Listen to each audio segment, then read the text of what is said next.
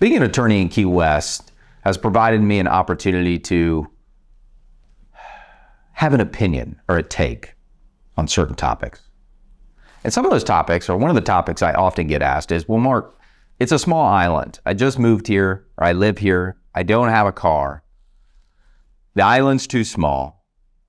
What's the best way to get around the island in the context of what you do for a living, which is protecting those that have been harmed as a result of another person's negligence?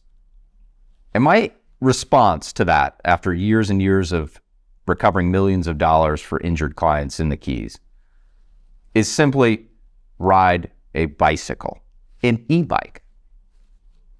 Now, a lot of people, as we know, ride mopeds throughout Key West in order to get to and from work. Totally reasonable. Parking is a nightmare. However, the rights or opportunities you have following a moped crash vary differently from whether you were involved in a crash if you were riding a bicycle or an e-bike. Now, technology has allowed us to have e-bikes that are very similar in speed to mopeds. Functionally, they may provide the same effect of getting to work in the same amount of time. That said, Florida law allows for significant differences between the benefits you may have, whether you're operating a bike, e-bike, versus a moped or motorcycle. And I'll get to it. If you were involved, this is assuming you do not own a vehicle.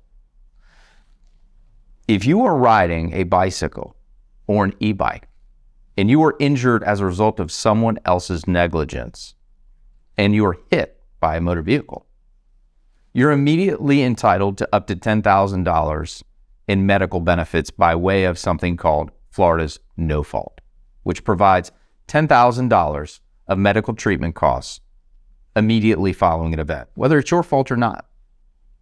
If you were hit in that same event and you were operating a moped or a motorcycle, you do not have those same opportunities. You do not have PIP, as it is inapplicable as it relates to mopeds or motorcycles.